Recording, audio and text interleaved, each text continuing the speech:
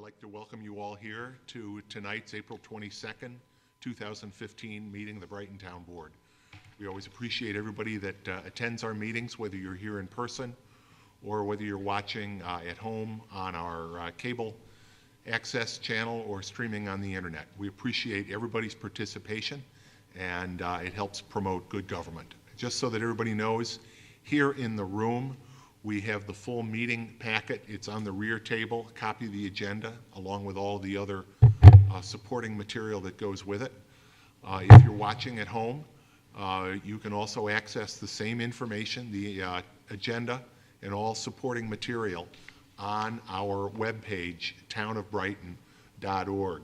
You'll notice a little bit of paper up here, but it is Earth Day, and I think it's important to note that our agendas and supporting materials are all on our tablets and laptops, and we have saved, it's a process we started earlier this year, we have saved thousands of sheets of paper already just from our town board meetings. We think that's important.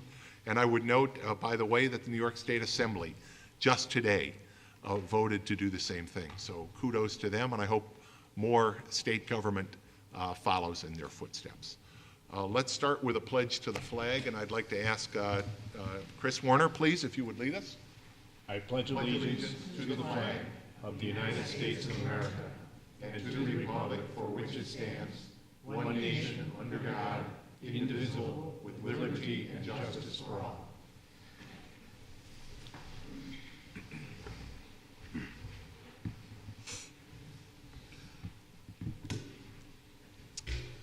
Thank you. As I mentioned, today is Earth Day, and the town board would like to recognize Earth Day with a proclamation. So I'll ask town board member Louise Novros, who has been so active in many of our recycling and other environmental activities, to read the Earth Day proclamation. Though all these guys don't understand what I'm... Okay. Earth Day in Brighton, April 22nd, 2015. Whereas on April 22nd, 1970, in what was referred to as Earth Day, 20 million Americans took to the streets, parks, and auditoriums to demonstrate for a healthy, sustainable environment in massive coast-to-coast rallies and organized protests against the deterioration of the environment.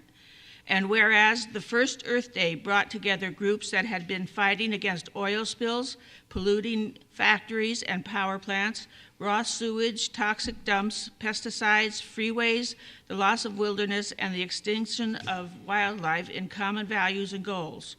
And whereas the first Earth Day led to the creation of the United States Environmental Protection Agency and the eventual passage of the Clean Air, Clean Water, and Endangered Species Act. And whereas today, Earth Day is the largest civic event in the world, where more than 1 billion people participate in campaigns every year, and it is celebrated simultaneously around the globe by people of all backgrounds, faiths, and nationalities.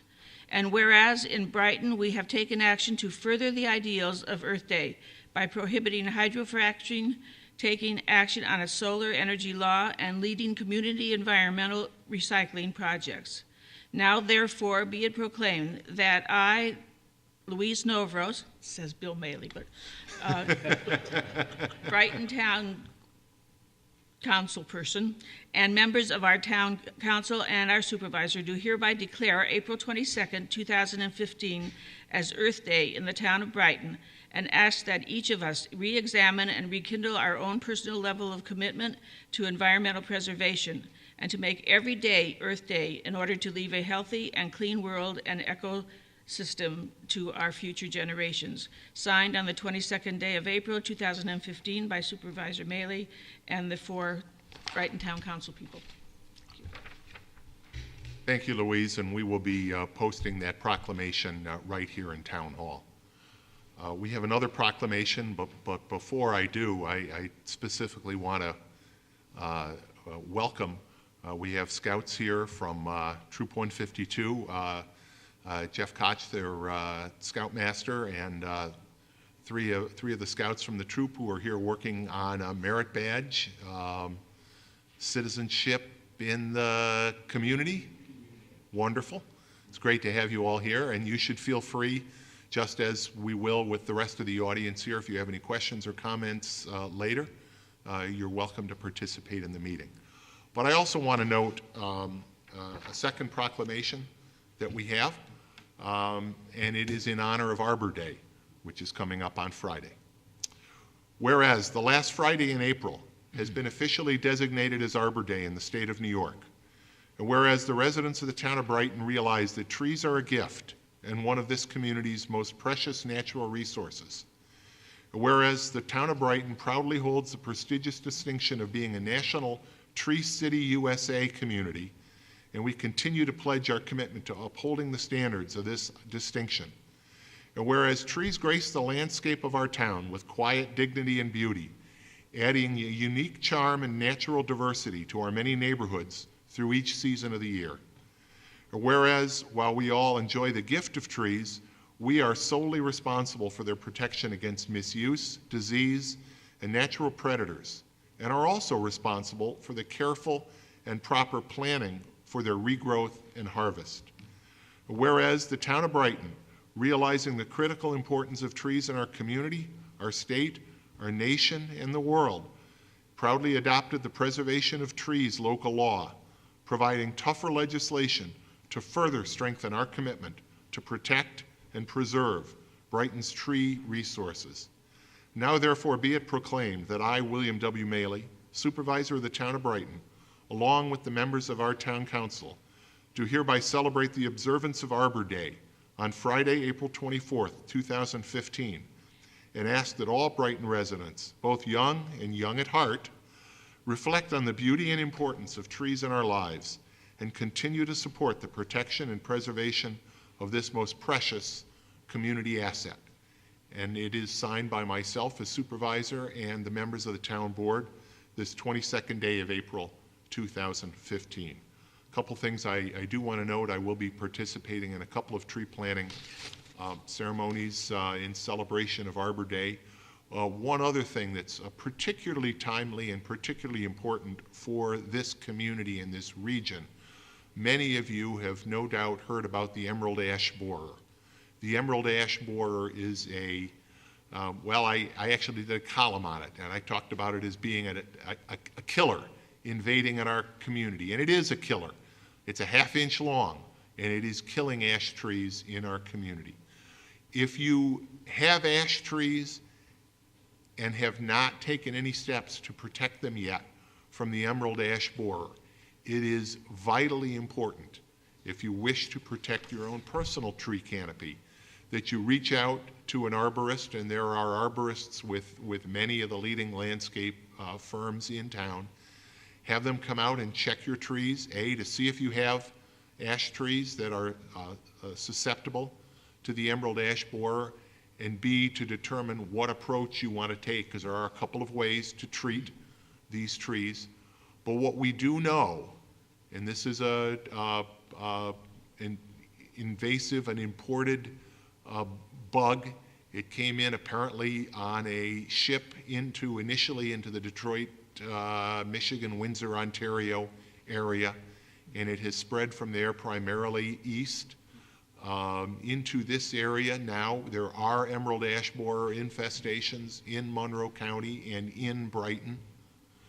So I really want to encourage you. The town of Brighton has taken action to treat ash trees. We will be treating more ash trees in the Farish land here across the street that will be the site of a new trail later this year. But it is 99.9% certain that in this area, untreated ash trees will die from the emerald ash borer, and that would be unfortunate because they're beautiful trees. Interestingly enough, no county that is in the area subject currently to emerald ash borer infestation has a higher percentage of ash trees anywhere in this country than Monroe County. So we do have ash trees in this neighborhood, and take the time, find out if you have them, and decide what you want to do to deal with them. Okay, before we get to the open forum portion of the meeting, we do have one more a very important presentation, and that's a presentation that is made every year to the town. It's a presentation of the Town of Brighton 2014 financial statements, and that will be presented by our accounting firm, Raymond F. Wager, CPA, and come on up, and we look forward to the presentation. Thank you. Thank you very much for inviting me here this evening. As Supervisor Mahill indicated, I'm here to present the 2014 audited financial statements for the Town of Brighton. We did meet with the Audit Committee, or the Finance Committee, last week, and spent about 2 hours reviewing the financial statements. You should have we did issue 5 reports. We issued the basic financial statements, the internal control communications, special review procedures, a review of the town clerk transactions and the receiver of taxes, as well as a review of the justice account transactions. So as I mentioned, we did meet with the Finance Committee last week, and I'm pleased to report that all of the town board members attended that meeting. So it was a very, very good discussion. We were able to talk quite a bit about the town finances. As I mentioned, we spent almost 2 hours reviewing the different items. Some of the things we talked about were year-over-year variances as they relate to the town finances. We talked about reserve funds, fund balances. We talked about budgeting items. We also talked about internal controls, checks and balances, as well as future items that will impact the town financial reporting. So there was a good discussion over that. We did issue an unqualified opinion. There are no material weaknesses or significant deficiencies identified in the audit process. So very, very positive from the standpoint of the audit. So again, no material weaknesses or significant deficiencies. The town continues to do an excellent job in monitoring their fund balances and reserves. When we look at that, there are a couple key items as part of that process, and one of those items relates to the different guidelines that the town has developed over the years relating to your fund balances and your reserve accounts. The town has developed some fund balance guidance that they use as part of their budget process. In addition to that, the town continually monitors their reserves and fund balance. In addition, you use your reserves and fund balance as part of that budget process. So again, very positive when we're looking at how the town is monitoring their reserves and fund balance. It's a very positive, proactive approach.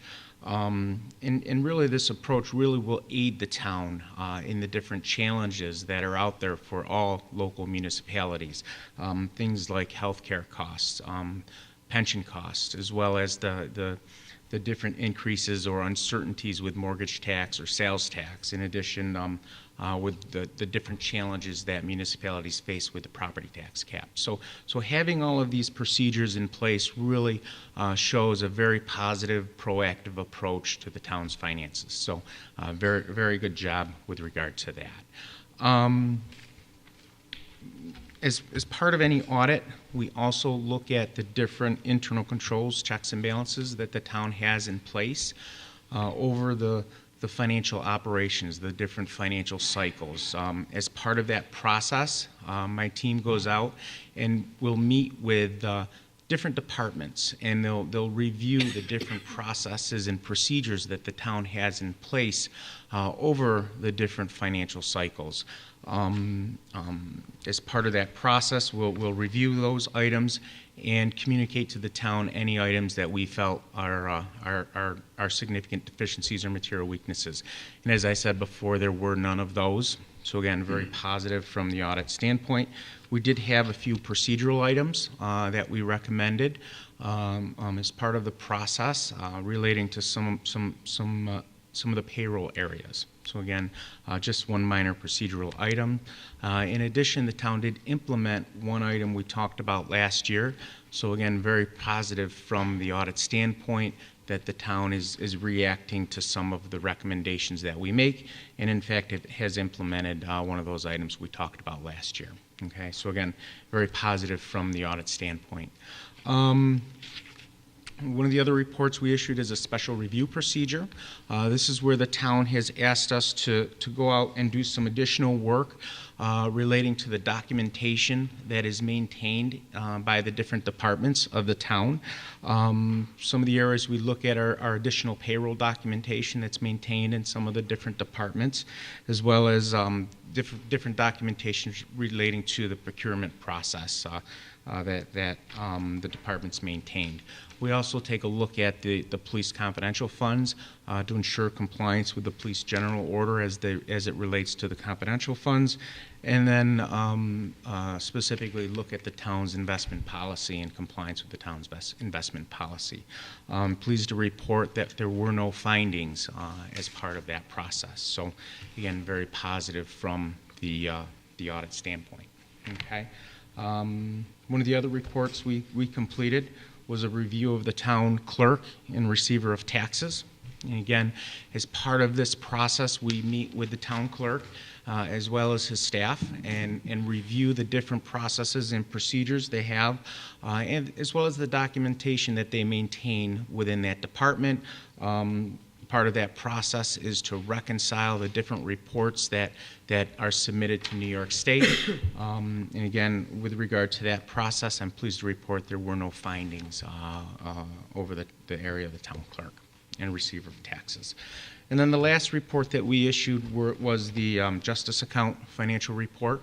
Again, we work with the individuals down in the justice, in the courts, and we review again the different processes and procedures they have in place over the financial cycles they complete down there.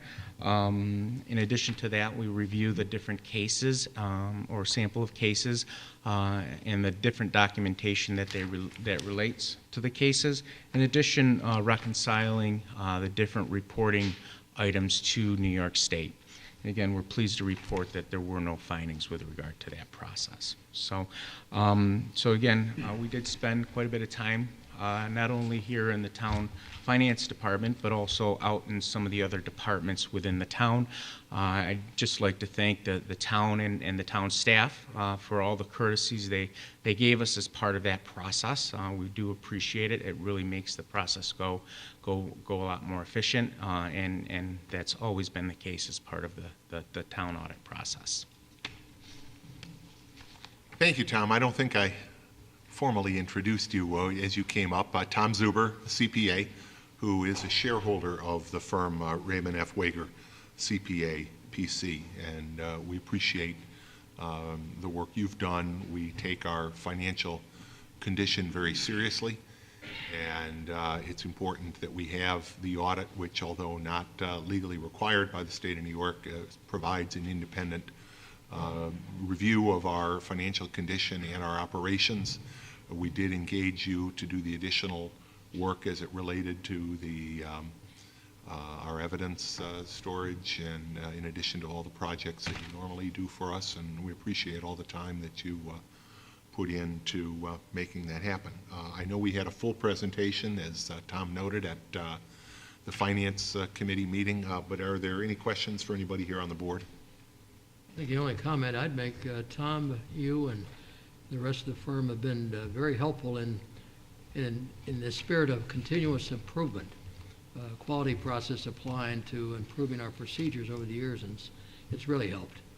And so we're grateful for the work you've demonstrated as an independent auditor of our books. Thank you. Thank you. Okay. Thank you very much, Tom. We didn't get you the memo about going digital. Next year you can send us all these reports electronically. Thank you so much.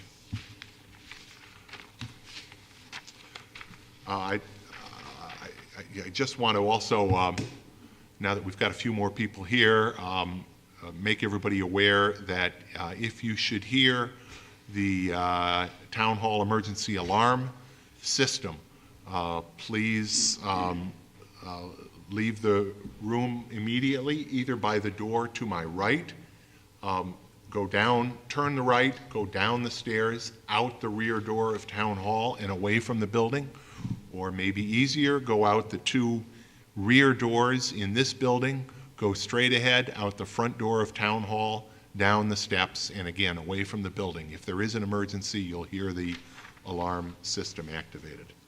We're now going to start with the open forum portion of the meeting. As we deal with matters facing the town, we always welcome input from the community. You don't have to be here to participate in the open forum. If you're at home and would like to call in, you're watching on your computer or TV, you'd like to call in, you can do so at 303-3060. That's 303-3060. Someone will take your call, your question, or your comment and relay it to us. Now, if you're deaf or hearing impaired, we do have a TDD line, 784-5205. Again, TDD line 784-5205 if you're deaf or hearing impaired and would like to participate in the open forum. Now, during the open forum, again, members of the audience here or at home can address the board about any matter, whether or not it's on tonight's agenda. I will recognize members of the audience wishing to speak. When you're recognized, if you would, please come to the podium, because we do televise these meetings. We want everybody to be able to see and hear your comments. Please, if you would, give your name and address. Comments should be directed to the board and not to other members of the audience. Please be courteous and try to keep your comments as concise as possible. If you do have written comments that you're reading from and you would like to submit them to the board for inclusion as communications as part of the record of the meeting, you can give them to Town Clerk Dan Amon at the end of your presentation. So with that, we'll now begin the open forum portion of the meeting. Is there anyone that would like to address the town board during the open forum? Yes, sir. Come on up. Good evening again. I'm Jim Coffey. I live at 36 Midland Avenue with my wife Karen. We've been there since 1982, and as part of my motivation tonight, I just want you to know that we hope to live our days out there. I'd like to address, I think you're still considering incentive zoning for the Woodstone project or the Pinnacle Hill subdivision, and so I'd just like to address the idea of an amenity that would include sanitary sewers for Midland Avenue. I've mentioned this before, but I'm just trying to stay visible. I just want to say when Woodstone put in their project proposal to you, they actually said they were comparing Willard Avenue, which would be connected to the project, with Midland Avenue. Now, Willard is a little bit higher than Midland, and it's within a few hundred feet of the wetlands, whereas Midland is actually connected to the wetlands and is lower than Willard. Excuse me. They did say in their proposal that since these are now served, meaning the homes on Willard, now served by septic systems that may be approaching 100 years old and of questionable quality, these connections could greatly benefit these existing homes. And I agree with them completely and think that it's actually more appropriate for the homes that are on Midland Avenue. They also said that this opportunity to improve the sewer connections along Willard Avenue meets the town's comprehensive plan environmental goal of reducing potential of water and soil pollution. And while I commend the town for that, I also agree with them completely and feel that that's also more applicable to Midland Avenue. So as you consider amenities for that incentive zoning, again, I'm just hoping that you'll consider sanitary sewers to Midland Avenue. Thank you. Thank you, Jim. We will certainly do that, and I know that discussions between staff and the developer continue. And I don't know if there's anything new specifically, Tim, you want to add, but at such time as that's ready to come back before the board, we'll make sure that you and your neighbors know about it. Okay, thank you. Thank you. Yes, sir. Come on up.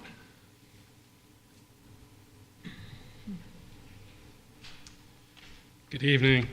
My name is Ben Wersinger. I'm head of the Care for Clover Association, and I want to talk to you all tonight about neighborhood concerns regarding the Clover Lanes redevelopment proposal.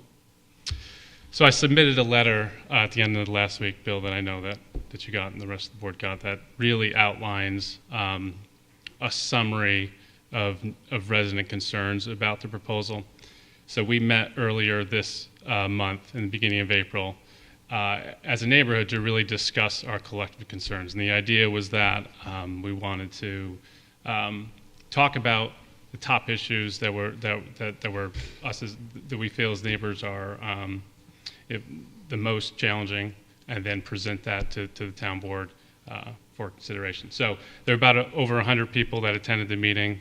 Primarily, I would say 95% of it was folks that live on Shoreham Drive and Schoolhouse Lane, then on the flip side on Clover Hills. So they were all primary residents of 14618, all of us in the zone that's most closely affected by this development.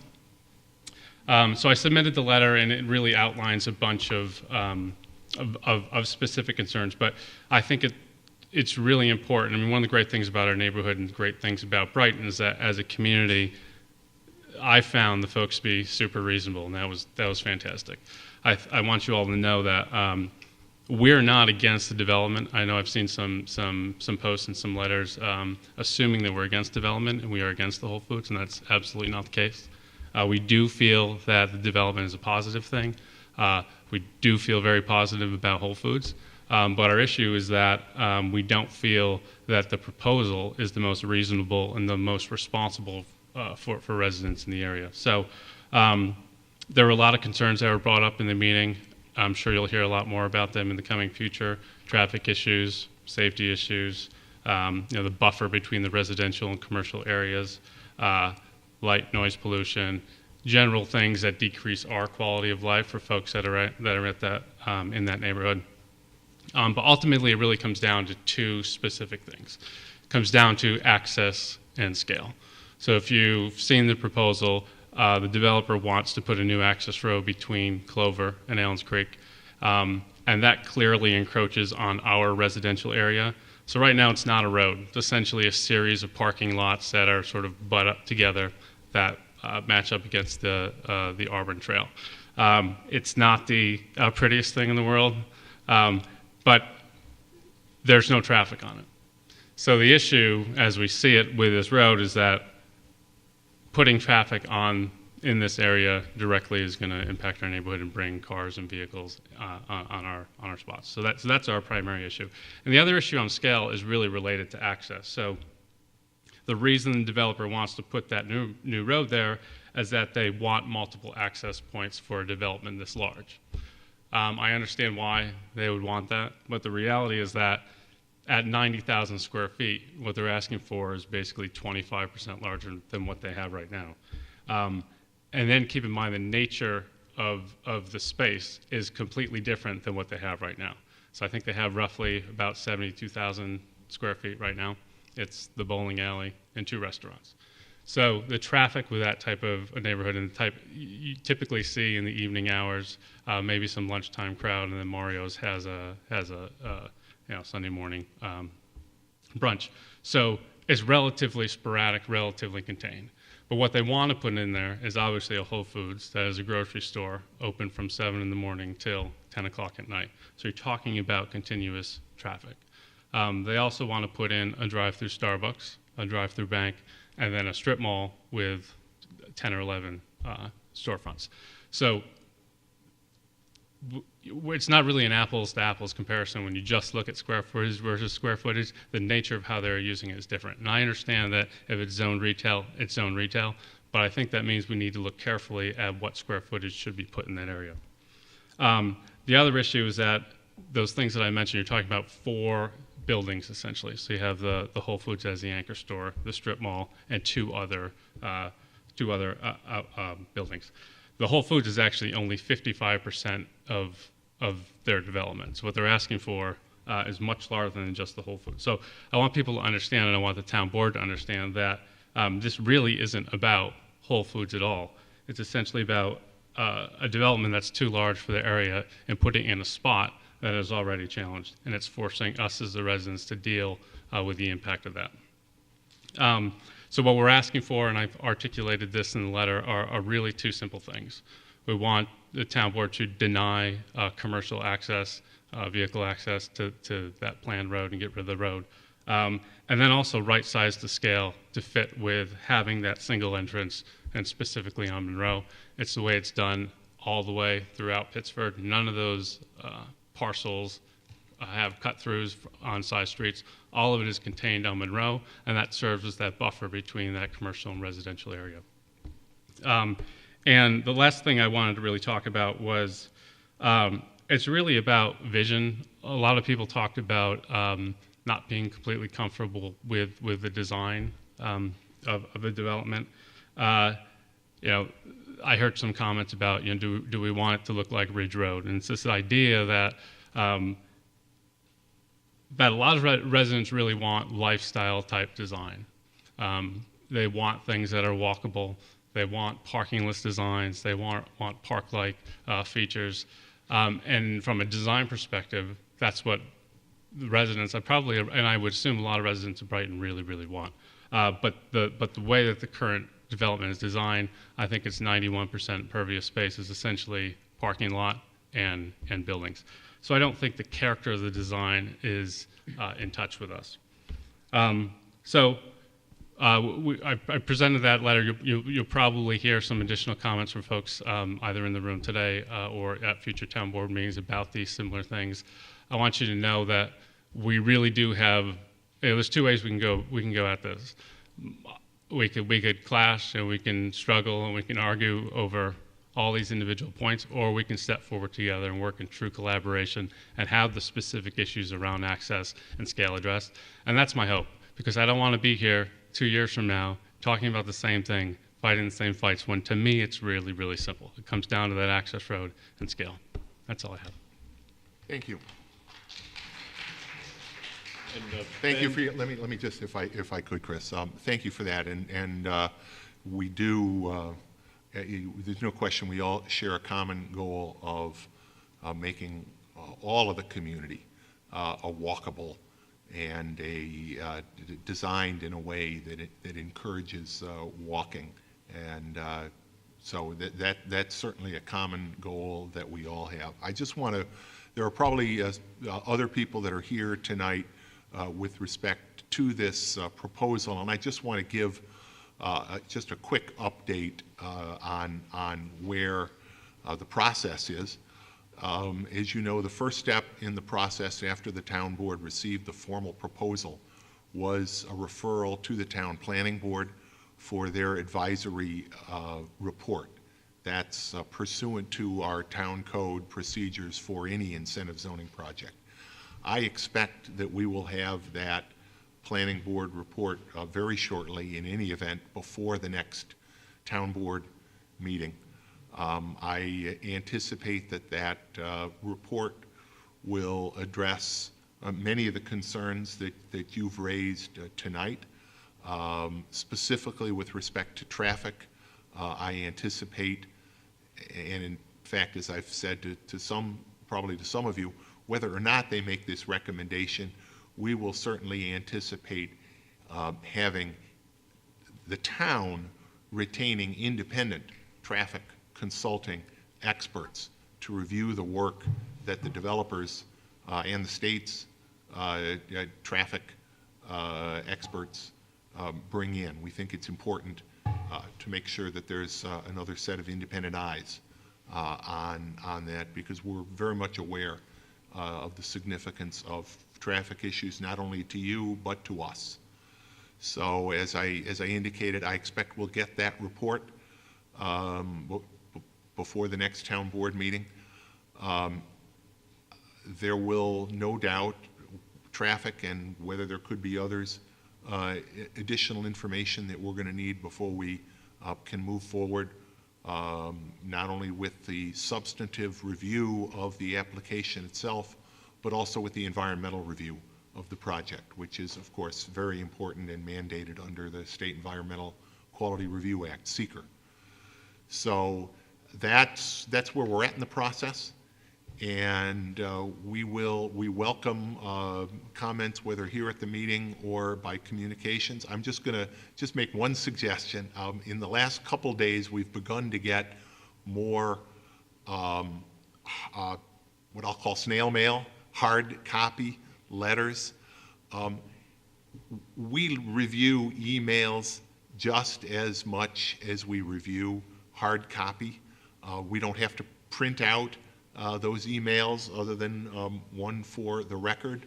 I know for myself personally, I find it easier to review comments sent in by email. So I want to assure everybody that you should very much feel free, and I would encourage submissions by email. Obviously, letters are also welcome, but all of our emails are available on the town website, and you can certainly send to to all of us collectively. So, but we do look forward to hearing feedback both here at our meetings, but also from separate communications. So after the planning board issues that advisory report, what's the next step after that? Well, I think probably the next step after that is, getting traffic data and beginning our own analysis of the traffic data. Frankly, we will also have to make a review of the environmental material, the environmental assessment form, EAF, that will be submitted. We will have to make some decisions relating to the environmental review of the project itself. So those are some of the next steps. So that you review all that information, and then you as a town board, do you give a recommendation back to the developer on the issues that you'd like to see addressed? There can certainly be that. It may go back at some point during the process as well to the planning board for additional review. We'll be looking at the design of the site, for example. Obviously, the planning board's expertise, one of their areas of expertise is in site plan review, so I know they will be looking very closely at the layout of the site itself. The first review is sort of laid out in the incentive zoning law of the town, but that certainly doesn't preclude additional input from the planning board as the town board may see fit. Ben, Thank I you. just simply wanted to add that I know I noted both the tone of your email and your letter as being positive, and that's much appreciated. I think it's a very balanced review that you've given us, and very, very well organized and summarized at the end. So in my mind, it's been very effective. Also, I just wanted to express my own thought that I start with every development application as looking at it as an opportunity. Now, it may not be the same opportunity that the developer sees, but change is the essence of town life and all life, I think, and there are going to be changes. If we look at it as an opportunity and work together, I think we can have the best project possible over there, if there's to be one at all. But whether the developer can be accommodated remains to be seen, but we're very clearly hearing what the community says. And again, it's quite appreciative. I'm quite appreciative of the tone of your letter and your email, both of which are... Yeah, I mean, that's our intention. Our intention is to work together. Like I said, I mean, we're not against that development. We would like to see something there. But if it's something completely unreasonable and something that overly disrupts our life, that's not necessarily something we can live with. But my hope is that we come up with a great solution together. Thank you. Is there anyone else that would like to address? Yes, come on up.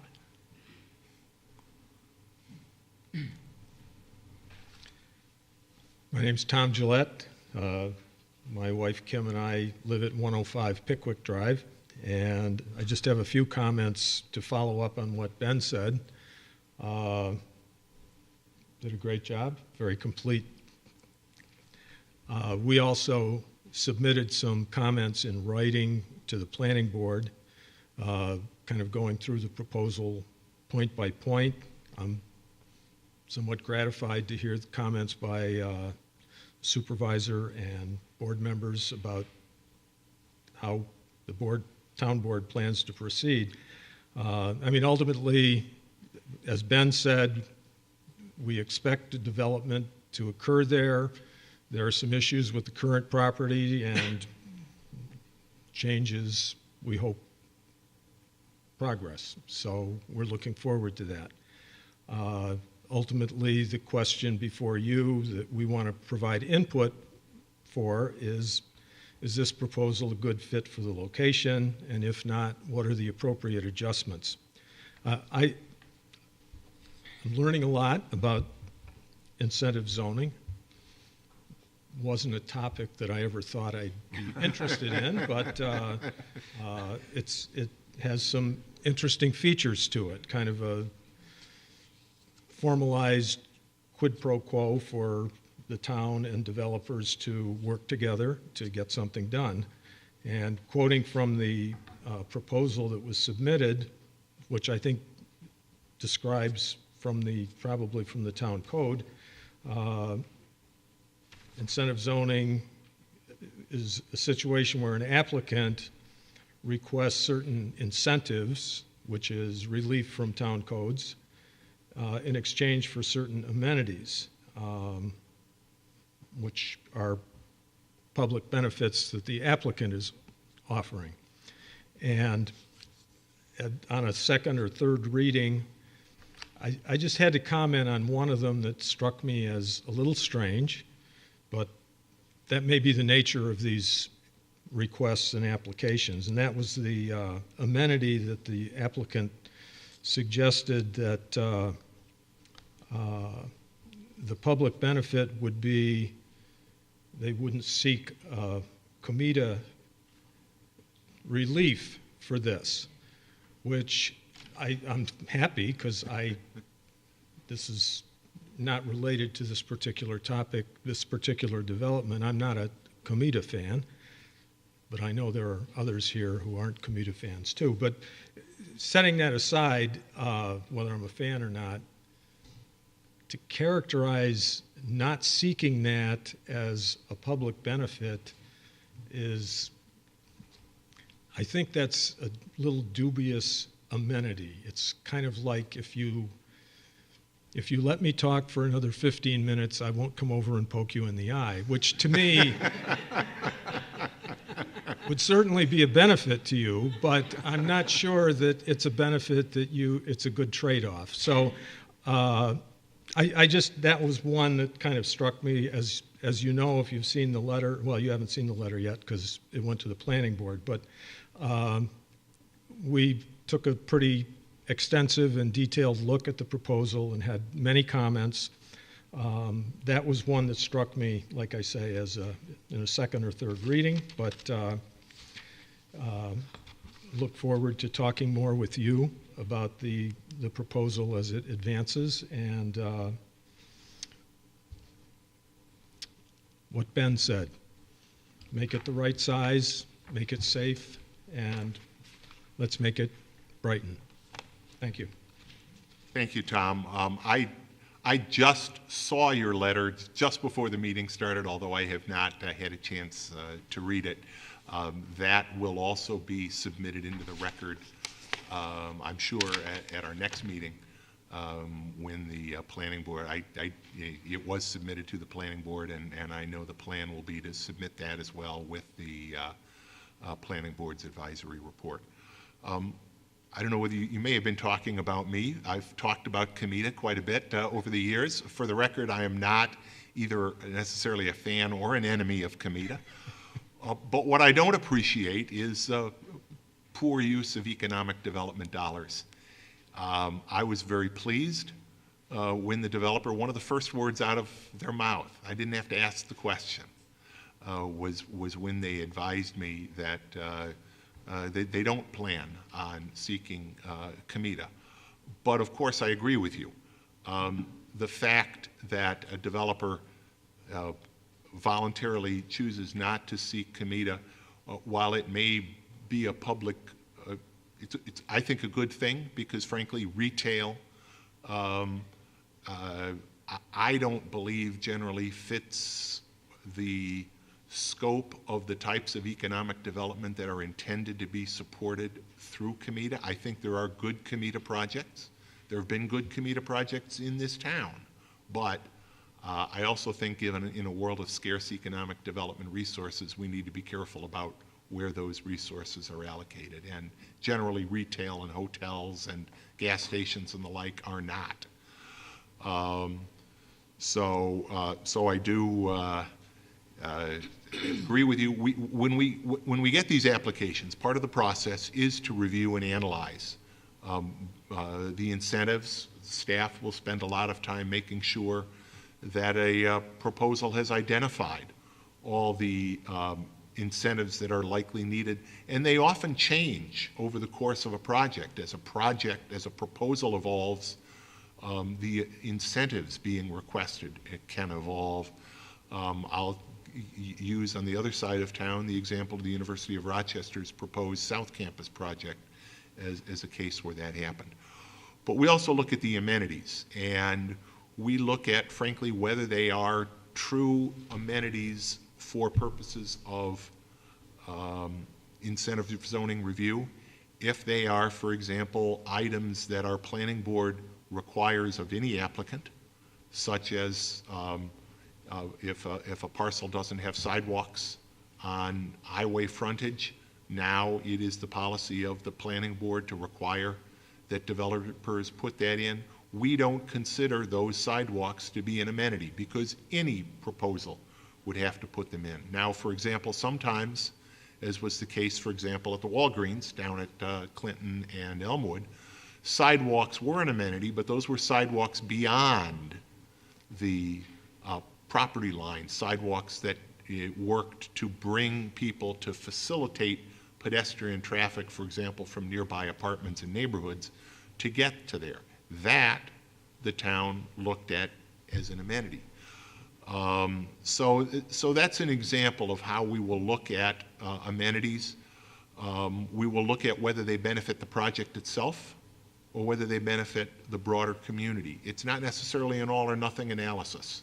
Some amenities do provide benefit to the project, but at the same time provide benefit to the community. And we'll engage in a pretty thorough review of that. So, and again, that will no doubt be something that gets discussed in the public hearing process. So that will be a discussion that you and anybody else that is actively engaged in the public hearing process will see and be able to participate in.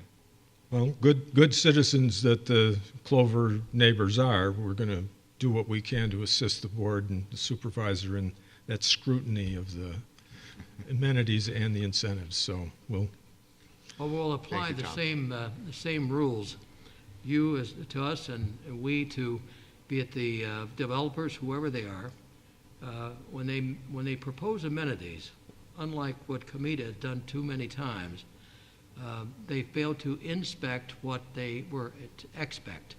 And we will, I promise you, inspect what we expect from anybody who comes in to develop in this town. And you have our word on that, but you also need to hold our feet to the fire as well. And we welcome that, really. And however, I don't want to get into Comita. I really don't, but Offline. everybody here knows that this town board and probably every other town board is much more approachable and much more available and much more willing to discuss all these issues than those who make the decisions for the Comita projects. Good or bad, and you're right, some of them are good, some of them not so good, but at least there's an opportunity for kind of dialogue that lets us inform each other. Thank you, Tom. Is there anyone else? Yes, sir. Come on up.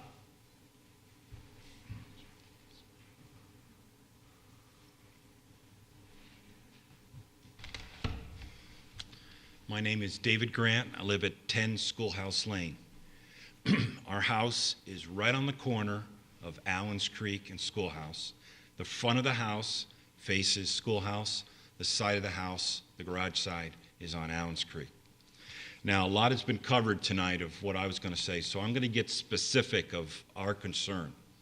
There is an access road, kitty corner, from our house off Allens Creek that now connects to the back of Mario's restaurant. When we first moved into that house 8 years ago, That road was just a dirt road with lots of potholes. Not even Salvador, the pizza place, used that for delivery. But now, with it being paved, because of the construction that was done on Monroe, they paved it, I guess because they needed to move in a lot of heavy equipment in and out. We've seen an increase in traffic on that access road.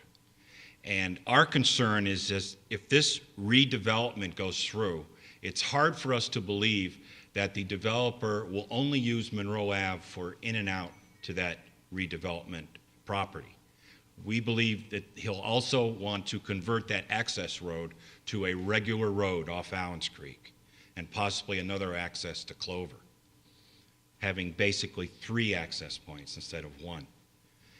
But that will really increase the traffic on Allens Creek. Now, as I said, we've been there 8 years, and I don't have specific numbers, but the traffic on Allens Creek has increased in those last 8 years. If this goes through and that's converted to a regular road, that'll increase it even more. And a lot of us on Schoolhouse want to turn right to go to work, go up to the light, turn right again to get on 590. If during the day, regular business hours, that's a regular road accessing the shopping complex off Allens Creek, it'll make it that much more difficult to make your right and go up to 590. So I just wanted to make that concern to everyone. David, what sort of traffic are you seeing on that access road right now, different than before? Well, our kitchen window faces kitty corner to that, and it's hard to put numbers on. I haven't been counting cars. But are they automobiles or are they Oh yes, trucks, they're cars. They're cars. I don't see very many delivery trucks. It's mainly cars that people have probably figured out they can get to Mario's another way than off of Monroe, so they use the Allens Creek access road to get to Mario's, maybe Clover Lanes, maybe even the hospital. It's just another way to get to the property. And we will, as part of the traffic studies that will be done, part of the traffic data that we get, we'll be looking at all of those street segments as well as intersections. So we have a sense as to, what the current conditions are, and then review what under, whatever the ultimate proposed configuration is, what impact that would have. So okay. that traffic study will certainly look beyond just Monroe Avenue. We probably wouldn't object to that road being used for delivery only, certain times in the morning or at night, maybe having a gate on it that could be open and closed for those deliveries. But to have that as a regular or not really residential road, but just a public road to access that property is a real concern for everyone on Schoolhouse. Okay? Thank you very much. Yeah, if anybody else did want to leave written, again, I'll just, with Dan, sure, we'll get to you. Okay. I just want to make sure, because Mr. Grant just submitted some written comments. If any of the rest of you have them, just as a reminder, feel free to do that. Yes, sir, in the back.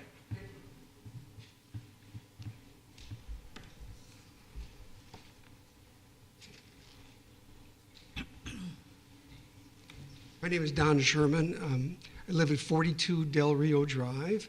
I've been a resident here in Brighton since 1975, and it sounds like a great project that's in the workings here regarding the Clover Lanes project I'm talking about. But I do want to piggyback on what has been said prior to this, and mainly because of the safety issue that's going to be possibly coming up that I'm really concerned about, and that is at the corner, the intersection of Monroe Avenue, Westfall Road, and Allens Creek. That intersection has been notorious for having lots of accidents, and it's a pretty dangerous intersection as it is. And my concern is that if they allow that access road off of Allens Creek Road to contribute to the traffic to that intersection, that it may increase the safety element or decrease it, or however you want to look at it. And I think that is one issue that really needs to be looked at. I'm sure the Department of Transportation can determine that, but I just wanted to piggyback on everything that was said about that, because I see how traffic is backed up a lot as it is going down Westfall Road and then down Allen's Creek and then, of course, at Monroe. So it's an issue for commuters as well as residents as far as the quality of their getting to work and just getting around town. We love the town, and we just appreciate everything you do, and just that's all I really have to say about that. So Thank you. Thank you very much. There's someone else back? Yes, sir.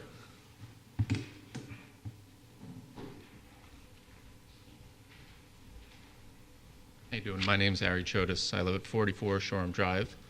A couple weeks ago, I was glad to have the opportunity to see the Daniele brothers speak at the presentation of our Care for Clover meeting on April 9th. I had concerns about the redevelopment project of Clover Lanes itself, but I was more concerned about the developers' answers to a lot of my neighbors' questions. A lot of their responses were, this isn't going to work, that wouldn't work because X, Y, and Z, or we can't do this because, or the Department of Transportation says we can't do this or that. Everything was can't, and there was really no real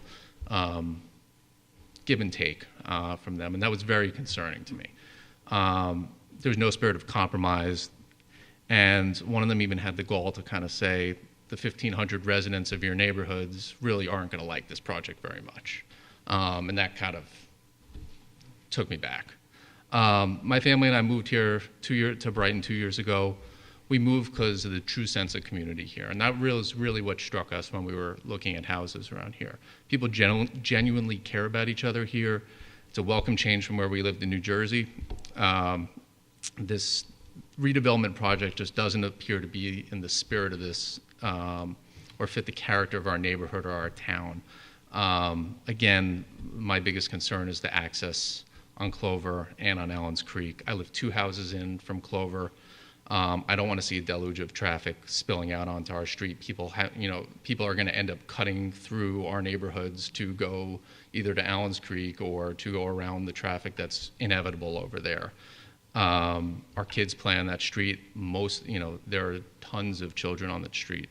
It's very concerning. Additionally, obviously, Ben outlined this, but the scale of this project is totally out of proportion to this neighborhood in this area. This isn't a big box corridor. You can't just plop a Best Buy or a Walmart down over there. This isn't the place for that. They just can't handle that kind of traffic, and I don't care what the traffic engineers say. You just need a little common sense to see that this is going to be a traffic and safety concern. Again, I'm not, and I don't think anyone is anti-development. We'd love to see something great and something positive come in here, but I don't believe that this redevelopment project is it. I think the requests that Ben had outlined are very reasonable. I don't think we're asking for a lot here. And I think with some compromising, definitely some creativity, we can get something that we'd all be proud of here instead of an eyesore. So that's my comments. Thank you. Judy?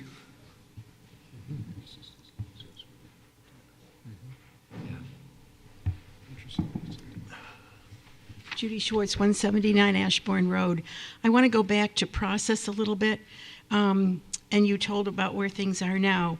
Could there be, hopefully be, a public hearing for scoping? And then another one when we get the incentive zoning and the draft back and so forth?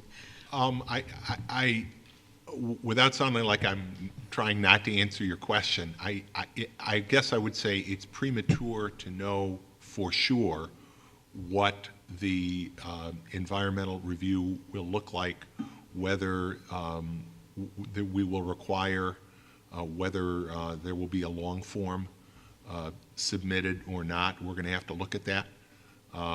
But I can tell you this, that if we do go through the long form and the full environmental review. This will probably be, I don't mean to veer off into seeker lingo. This, based on at least a preliminary review, this looks like an unlisted action based on the size of the property as well as other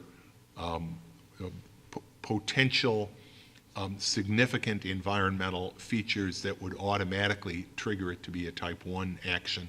We're going to have to look at it and make that decision. What I will say is it would certainly be my position that if it is given that long form review, that there would in all likelihood be a public scoping process. Good, thank you. Thank you. If I could just, and I Sure. don't disagree with anything the supervisor said, I just want to put it in different language, which is, if there is a determination that this project may have significant environmental impacts, the review is going to be much more elaborate. There will be much more opportunity for public comment, and there will be more public hearings, and there will be a much more lengthy process as well. If it's determined that this project will not have significant environmental impacts, there will still be an environmental review of the project that will still be done in public. There will still be an opportunity for public comment. It's just that the process is shorter. Oh, I know that, right. But I'm doing this mainly because to let the community know, the neighbors know that this is part of it, and I think that it certainly warrants the longer. I mean, it's major. I don't think we've had a proposal like this in an area like this in my memory, so it's pretty significant, but thank you. Thank you, Judy. Any other, anyone else that would like to comment during the open forum? We have not received any calls, so thank you to those of you who were here. And we will now continue with the rest of our meeting. Can I have a motion to approve the agenda with the addition of a couple of items of communication that were received by the town clerk during the open forum? And Supervisor, if I may, add to the communications to receive and file the financial reports prepared by thank the you very much. Office of Raymond F. Wager for the year ending 12/31/14. Great. With those changes, can I have a motion to approve the agenda? So moved. Second. Please call the roll. Councilmember Vogel? Aye. Councilmember Novros? Aye. Councilmember DePonzio? Aye. Councilmember Werner? Aye. Supervisor Mealy? Aye. We have no public hearings tonight. Can I have a motion to receive and file the communications? So moved. Second. Each of the communications does relate to the Clover Lanes development project. And, there's another item of communication that was supposed to, that I thought was being added to this. I don't see it here. It will be added to the next agenda. There was one other communication relating to the Clover Lanes redevelopment project, and it will be added. There have also been some others that I've just received in the last day or so, but there was one that was received earlier. I thought it was on here, but I see that it is not. So we will make sure that that gets on here as well. For what we have here, we have a motion and a second. Please call the roll. Councilmember Vogel? Aye. Councilmember Novros? Councilmember DePonzio? Aye. Councilmember Werner? Aye. Supervisor Mealy? Aye. Committee reports, Parks and Recreation and Community Services. Louise? Yes, the Parks and Recreation and Community Services has not met since the last town board meeting. However, they will be meeting next Monday, April 27th at 4:30 at Brookside, and the public is encouraged to attend. I did want to say, though, that I have been a representative from the town on the Brighton Believes Council. It used to be called the Asset Builders, and now they have changed it to Brighton Believes. And I attended their meeting this past week. They their mission statement is to create and support positive programs and activities for children, youth, and adults in the Brighton community. And their goal is to get everybody to take their Brighton Believes slogans to heart. I know that from first grade on, even kindergarten on, they are teaching the kids the Brighton belief. They're talking about integrity, respect, responsibility, kindness, and self-control, and teaching them what this means and how to be good citizens and good people. And they also have, it's amazing the different programs that this comes under the Brighton Believes Council. I mean, they're teaching kids respect, be the change, use kind words instead of bullying, or parents who host lose the most, trying to get to parents about serving alcohol or letting kids have alcohol at their homes when they have a party. And it's amazing. There must be 10, 20 different programs that are ongoing, and the kids are taking a great deal of pride in it and are very, very into it. And they had something like that when we were growing up. It would have been nice to help, especially they have a new program starting out helping kids who are coming in new to the school. They are having 9th graders helping 6th graders, and they're having, if somebody comes in the middle of the year, people that are helping them to integrate them into the school instead of having them sit by themselves in the cafeteria and so forth. So it's a really good group of people. The different counselors and at the schools are fantastic, and they really have the heart of the kids. They're just really, really trying. And then they also have Clean Sweep as part of their charge, and they typically have about 100 students from the high school and middle school participating in Clean Sweep, and they promote it. They have the kids wearing the shirts the whole week before, and it's been really good. And Becky Cotter, who's the head of the recreation department, has been intimately involved with this group since the beginning in 1995, so she knows exactly what's going on and how they're doing it. And she called me to ask me to read some recreation department announcements. The playground camp registration for Brighton residents has begun and may be done online, by mail, or Dropbox. All other program registrations for Brighton residents begins on May 5th. The Boomer Dance for adults is back. Tickets are available. The dance will be Friday, April 24th at 7:30 p.m. in the large gym at Brookside Recreation Center. That's a fun night. If you don't have your tickets yet, get them fast. Please call the rec department for ticket information at 784-5260. The annual Town of Brighton Youth Fishing Derby is this Saturday, the 25th, beginning at 9 o'clock at the Brighton Town Park at 777 Westfall Road.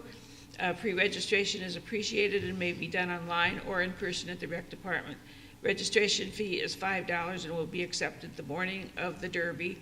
All participants get a prize and discount coupons to Dick's Sporting Goods. And you have to bring your own fishing rod. And I've talked to some people who have talked to people who said the kids really love it. They really have a good time.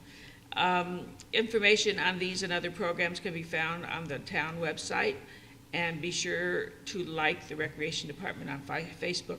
The town website is www.townofbrighton.org/rec.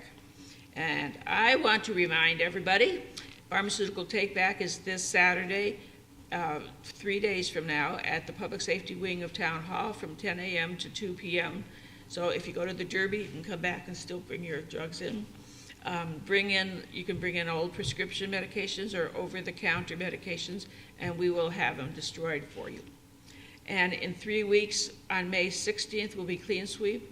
More about that at our next town board meeting. And 2 weeks after that, on May 20th, will be the electronics recycling and the paper shredding event at the Highway Department. May 30th, I think. Yes, May 30th. Thanks, Louise. A lot going on in the rec department. The fishing derby, which you mentioned, so much of what our rec department does wouldn't be possible without volunteers, and there's one group that has been involved with that fishing derby from the start, the Bassmasters, who really enjoy passing on their love of fishing to kids, and they do have a great time, and families go out, and they're all out there on the pond at the town park. So we appreciate the Bassmasters and everybody that volunteers to help make that day a success. Mark Criddle every year is out there. You really got to love it. Nobody leaves that event without a smile on their face. Talking about volunteers, the Explorers are helping at all three of our recycling events, and they are the police. What is the official name of the group? Just Explorers? Brighton Police Youth Explorers. Explorer program. Youth Explorer, they've been fantastic. And they help with the recycling of the electronics and the shredding, and they do the hard lifting, and with the drugs too. I mean, they lift them from the car to the barrels. We old folks lift too. Yes, they do. Yeah. Thanks very much, Louise. Chris, Finance and Administrative Services. Bill, the Finance Committee met last week Tuesday, and all the matters discussed are on tonight's agenda, with the exception of the 2-hour presentation on our audit that Tom Zuber just presented to us again tonight. But the next meeting will be next week. Now, this is Tuesday, May 5th, so it's 2 Tuesdays, is that correct? Yes. Yeah, right. At 3:30 in the stage conference room behind us here. The public is invited. Thank you, Chris. Jason, Public Safety. Yes, the Public Safety Committee met last Tuesday as well, and 2 items of note that were discussed actually involved unfortunate incidents that happened in town over the past few weeks. One of them had actually a good outcome, the other one an unfortunate outcome. One of them was the fire on Landing Park over near Ellison Park. And there was a report actually about the collaborative effort between the police and fire agencies, where actually they were able to, one of the firefighter Orioli, they were able to boost him in through a window, and he was able to get the residents out. One of them was in her 90s. She was hospitalized for a few days. And No, unfortunately, she has now passed away. Oh, sorry to hear that. Yes.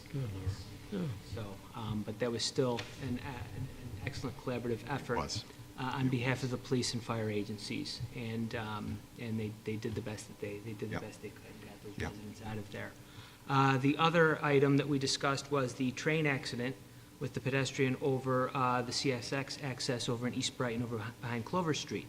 That was also in the news this past month, and there was some concern from residents regarding access by pedestrians over in that area, and there was some outreach by the police with those residents to address those concerns.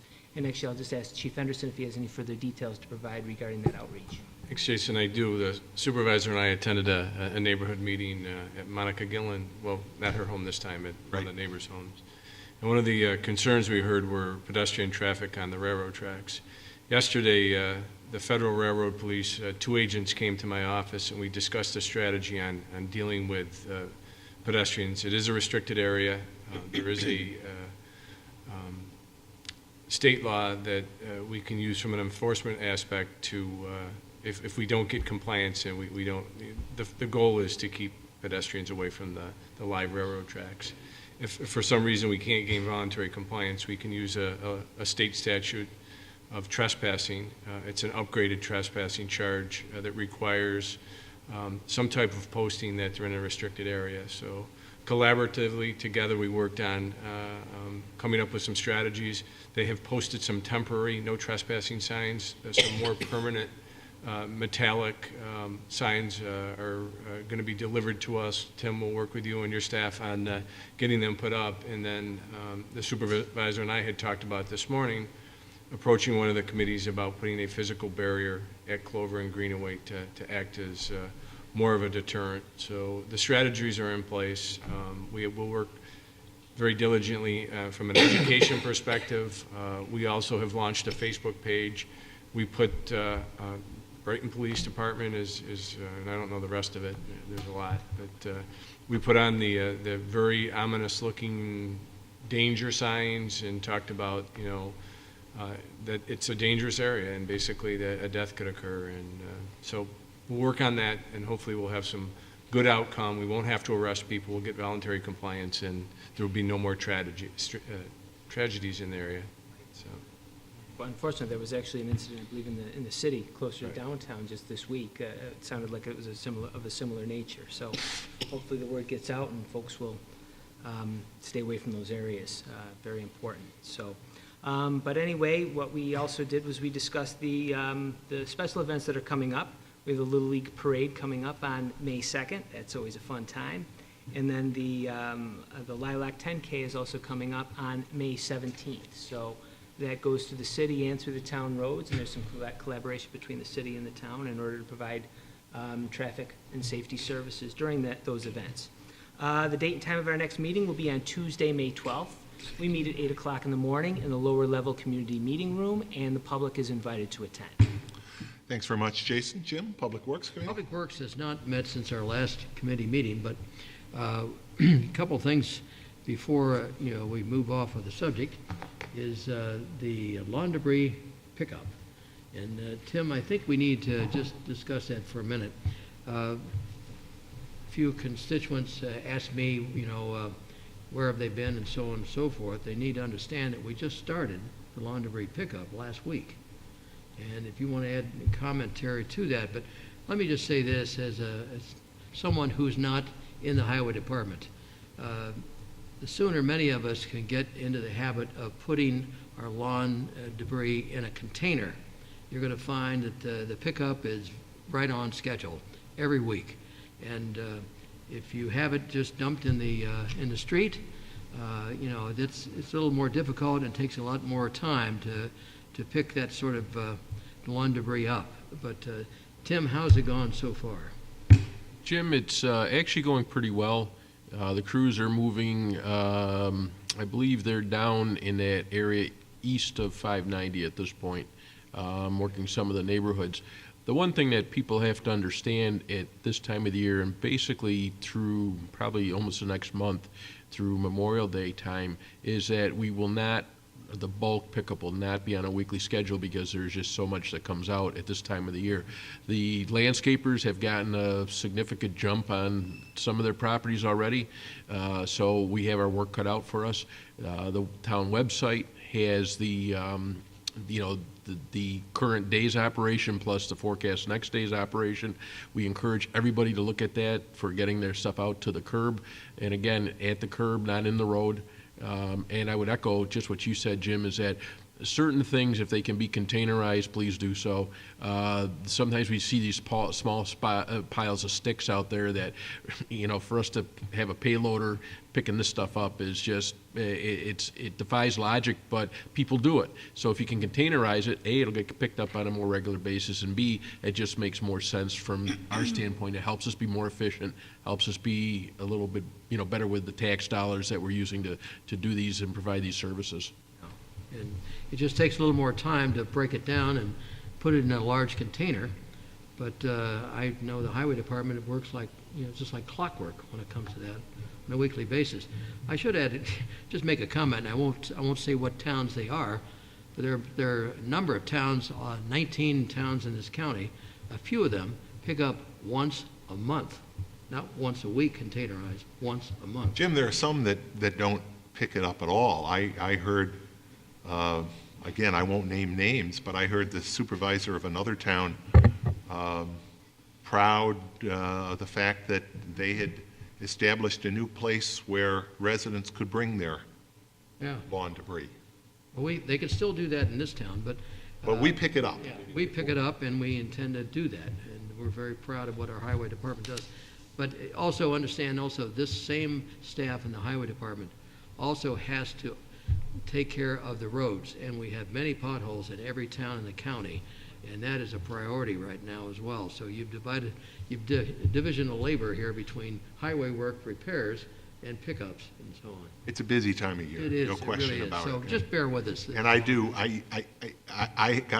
spoke with a constituent, and I promised her that I would, really reiterate it. What Tim said about not putting your lawn and garden debris in the street.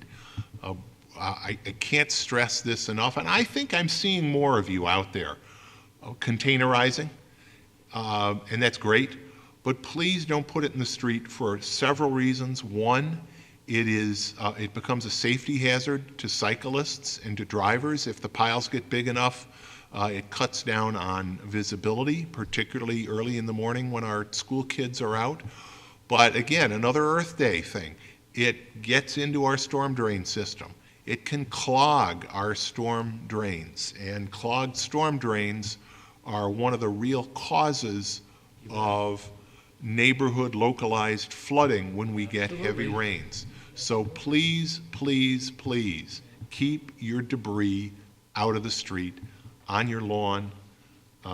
You'll make our town safer, more attractive, and more greener. Last thing, our next committee meeting will be on Wednesday the 6th of May, and 9 o'clock in the lower level community meeting room. So that's, usually it's on Tuesday, but this coming month, because of some schedules difficulties, we have to put it on Wednesday the 6th, okay? Thank you. That's it. Great. New business. Chris, a reading and approval of the claims. Bill, tonight I reviewed claims totaling $513,415.42. Those that caught my eye, I see we paid $11,715 on the principal of our sewer bond. I see we had medical insurance premiums both with Teamsters, Excelis, and MVP totaling some $265,000 between the three. Some $20,000 worth of fuel. Court fines went over to the state of about $55,000. And we had hip-hop and jazz dance classes for some $3,090. That's all paid by the participants, but those are obviously extremely popular programs in the rec department. And we had a rabbit rental of $77 for a bunny costume in rec department as well. I find all the claims to be in order, and I move that they be approved for payment. Second. By the way, I can verify that I did see that bunny, and there were an awful lot of kids that were awfully happy at our Hop into Spring breakfast that the rec department put on to see that bunny. Lots of photo ops. So, you know, I think, Louise, you mentioned earlier our online registration for our camps. Becky, yesterday, Monday was the first day. Yesterday, Tuesday, Becky told me that we are about $15,000, I think she said, ahead of last year so far. Those are really, really popular programs. So if you're interested in our summer camps, she had dozens of people sign up. It started at 9 o'clock Monday morning. Dozens of people signed up in the first 10 minutes. So we've got a lot of spots open at 6 different locations. But like they sometimes say, if you snooze, you lose. So sign up right away. We have a motion and a second on those claims. Any further discussion? Please call the roll. Councilmember Vogel? Aye. Councilmember Novros? Aye. Councilmember DePonzio? Aye. Councilmember Warner? Aye. Supervisor Maley? And Bill, just for the record, we apparently have another claim which will be discussed at executive Correct. session. Yep.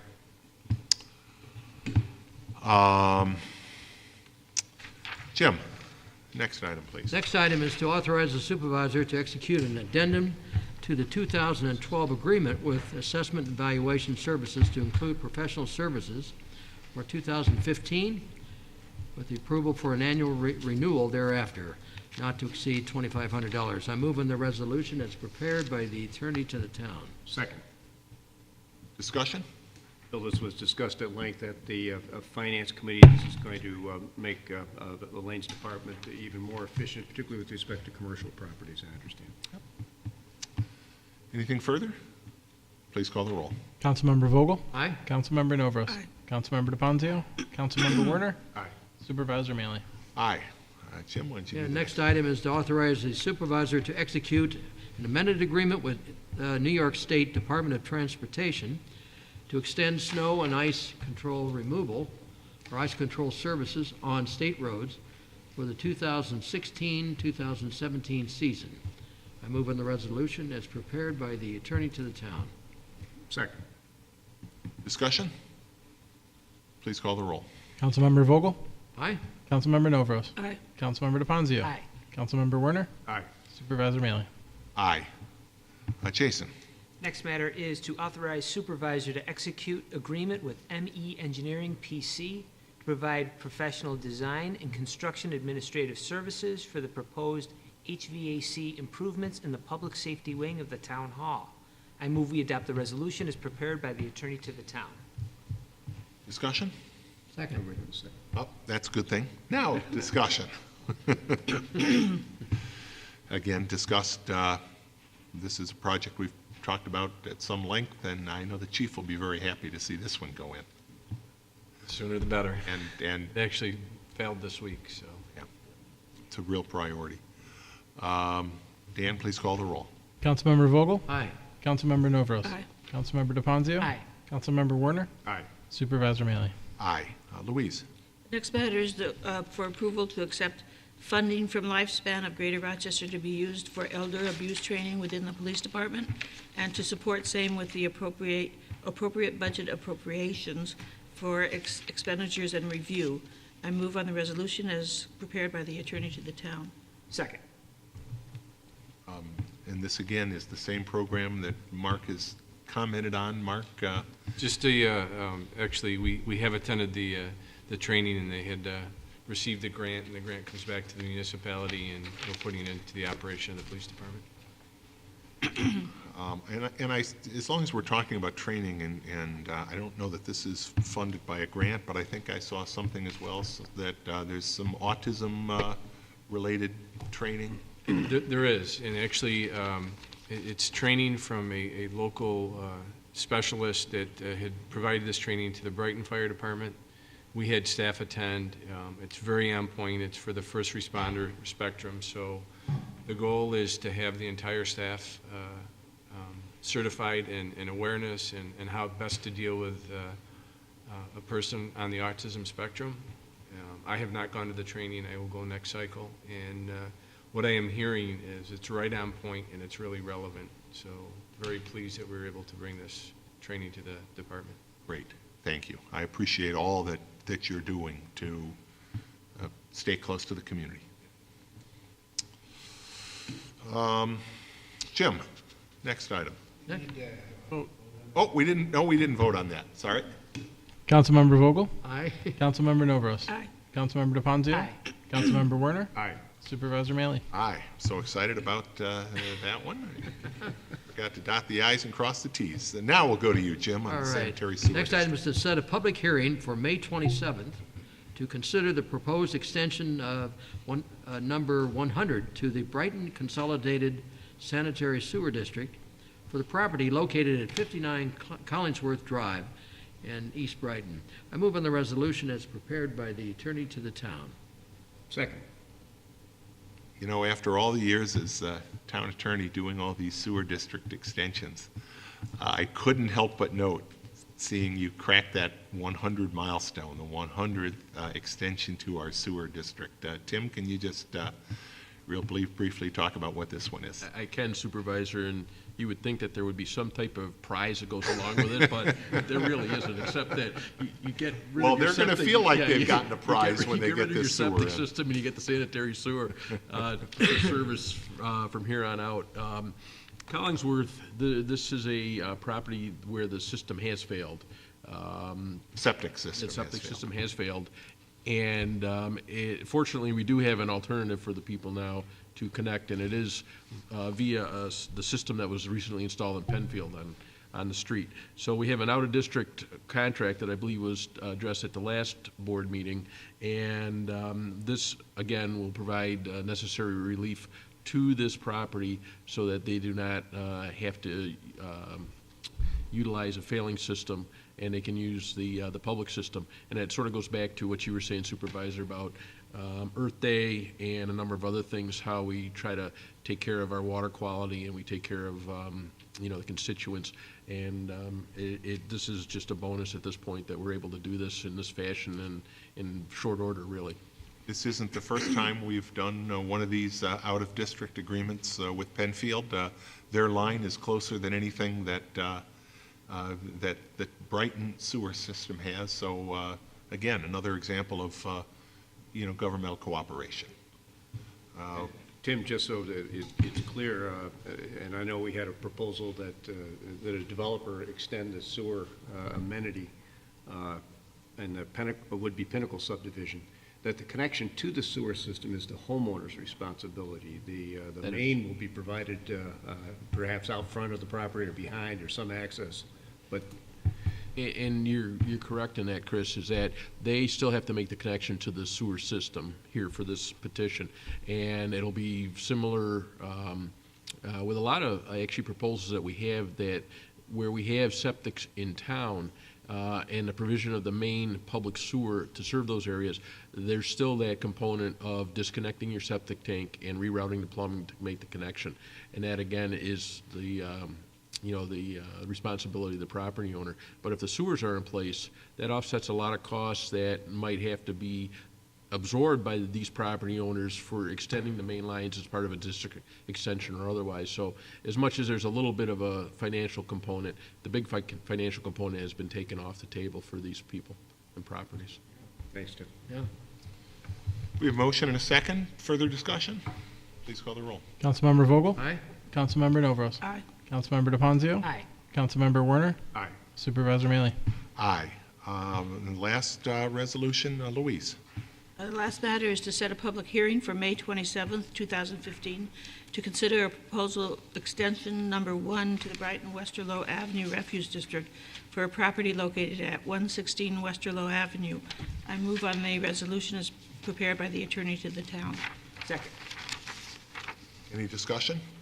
So Bill, this is, or Louise, this is just to add one property that had been left out of, that want to be added on to a refuse district? Correct, it Not is. unusual. It's a property that, it's a Westerlo address, but all the it's, as you see on the map there, Yeah. it's right on the corner. Yeah. When the original district was formed, this property was probably omitted because it fronted or bordered on Clinton Avenue. And the other properties you see on the map have Clinton Avenue addresses. Realistically, it should have probably been included, but again, when the neighborhood goes around and get the petitions and they do all the legwork, this probably was an oversight. So this is just a very simple extension, which will bring this property in now to take the benefits of having the refuse district prices. Good for them. Yeah. Okay. Thank you. And we have a motion and a second. Please call the roll. Councilmember Vogel? Aye. Councilmember Novros? Aye. Councilmember DePonzio? Aye. Councilmember Werner? Aye. Supervisor Mealy? Aye. Matters of the supervisor. The one thing I want to talk about briefly, we received and filed a number of communications tonight. I got one more communication that, because there's some, personal information in it that I didn't want to put in here, but I did ask the gentleman that wrote it if he would mind if I sort of paraphrased it. And I wanted to do that because it's a letter that compliments a couple of our town employees. And I think all of our people, whether they're on those trucks picking up the lawn debris, down in Dan's office, working, issuing licenses and the like, office after office, I think all of our people, whatever they do, work hard, and they work hard for the people of Brighton. So it's great when I get letters like this one. It's someone who suffered an injury, was very pleased at the way the matter was resolved. And in particular, I just want to read a couple of sentences out of this. Dan Amon does a great job in so many ways. He was very sympathetic. He explained to me that he was going to call the town of Brighton's insurance company. Bottom line is, this gentleman was very, very pleased with his service in the town clerk's office.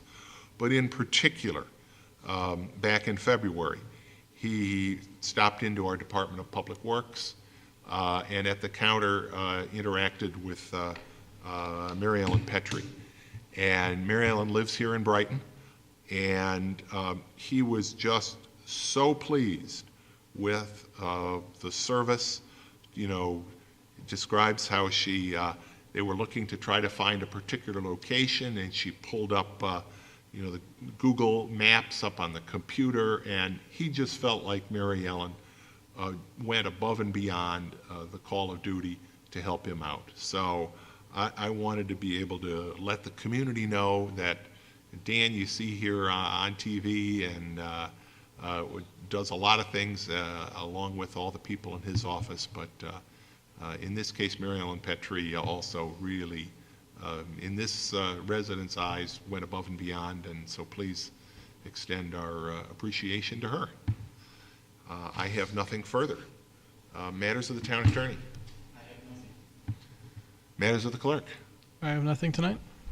Board members. I want to ask the chief of police something. I remember that you were showing us some things at the police department, and you were specifically telling how you get special training, the officers get special training about tasers and where they're located and when they can pull them out. Is it that common that someone's going to confuse the taser for his gun? So you're talking about something that's in the media. I talked about it with my class last night. And the one thing that we did when then Chief Vocal came to the town board to advocate for introducing tasers. Tasers, if deployed properly, can protect officers, can reduce the need for force. All that said, right. Tasers are deployed on the opposite side of where a handgun is, and we do that by design so that there is no chance for mistaken reaching for one weapon when you thought it was something different. Our training curriculum includes having a cross-draw situation that's different from a firearm, and we talk about if you're going to make that conscious decision to deploy a taser on the force spectrum and the force continuum, we do it at active aggression. There's certain factors that come into play.